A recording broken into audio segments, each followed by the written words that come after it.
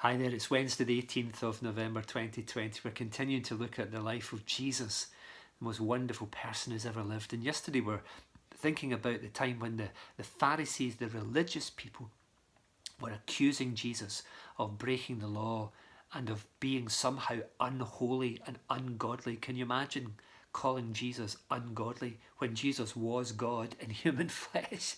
That's just crazy. But the Pharisees, they missed the boat, they missed the point, as so many religious people sadly do today. And that is about having a loving relationship with God through Jesus. It's not about rules and regulations and laws and doing this or not doing this or wearing these clothes or saying these prayers or going to these special places or whatever. It's about having a real, honest, loving relationship with God through Jesus. That's what it's all about. And Jesus was angry with them. We didn't pick up on that yesterday, but when he looked at them, he was just so angry because he was annoyed that they were missing. He was angry on their behalf. You know that if you've ever had a child or a friend or somebody that's done something and you're angry at them because they have done something that is hurting them, and you know that, and you just wish they would do the right thing.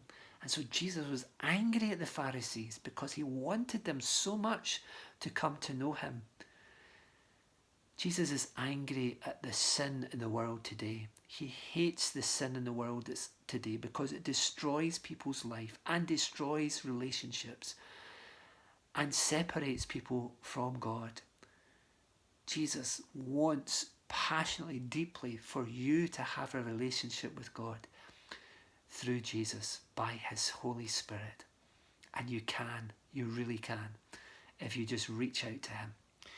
The next thing that happened was that Jesus withdrew with his disciples to the lake after all the drama with the Pharisees, and they went away by themselves, and a large crowd from Galilee followed. When they heard what he was doing, many people came to him from Judea and Jerusalem and Idumea and the regions across the Jordan and around Tyre and Sidon. And because of the crowd, Jesus told his disciples to have a small boat ready for him to keep the people from crowding him. He was a smart guy, Jesus. He knows what to do. For he had healed many, so that those with diseases were pushing forward to touch him.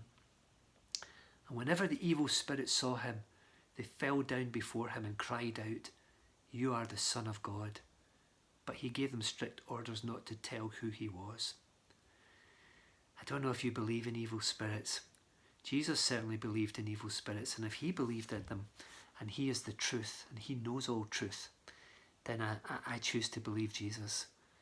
Evil spirits are true, they're real, they are at work in our world today. We've seen that in previous accounts of what Jesus has done when he confronted evil spirits. Can cause people to do terrible things.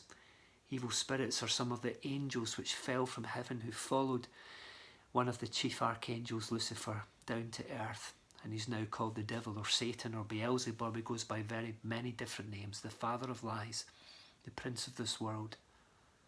And he has all these evil spirits serving him. And they knew who Jesus was. They said, "You are the Son of God." Quite right. They know the truth about Jesus.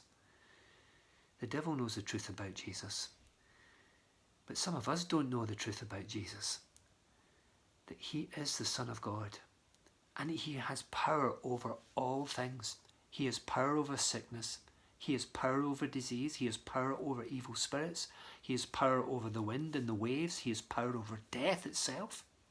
He has power over sin. He has power over all things. Jesus has all power. He is all powerful. Imagine if you were all powerful. What would you do? Well, do you know what Jesus did, being all powerful? He came to earth. He was born as a baby. He gave himself into the care of his mother Mary and allowed her to raise him. And isn't that amazing? Humility, does that not say so much about Jesus? He was all powerful, and yet, as it says in Philippians 2, he laid aside all the glory and majesty of heaven, humbled himself, became like a servant. He became the servant of all. The most powerful man in the universe became the servant of all, knelt at people's feet, washed their feet, took care of children, cared for the widows and the orphans. Just such an amazing person, somebody you'd want to know. I hope you get to know him too. Speak to you again tomorrow.